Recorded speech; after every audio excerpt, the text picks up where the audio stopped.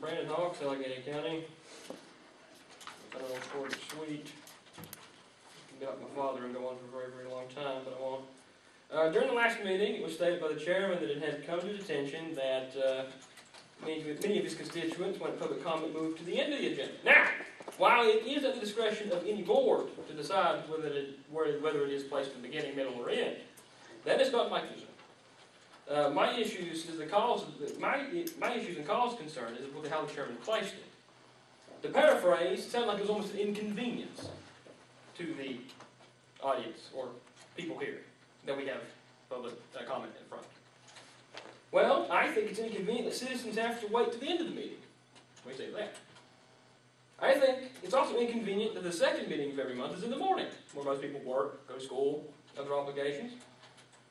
And I think it's even inconvenient for the public employees as well to have to be there in the morning, where they could be working. Even also better for the taxpayers, because if they're working, they're getting money for the place. There's a real simple answer to all this. I don't think you want to hear what people have to say. In fact, I think you only want to hear what you want to, not what you need to. If you cannot outright ban free speech or public comment, then you regulate it. That's what all people do in history. They don't like something, they can't outright do it, they just regulate it. Who wants to wait an entire meeting to say something? Besides me and a few others. I'm a little bit weird that way.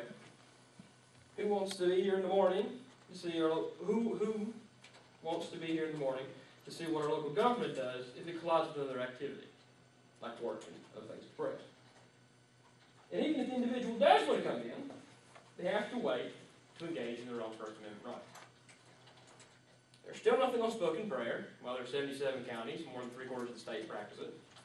There's still no real talk about a budget plan to help economic growth.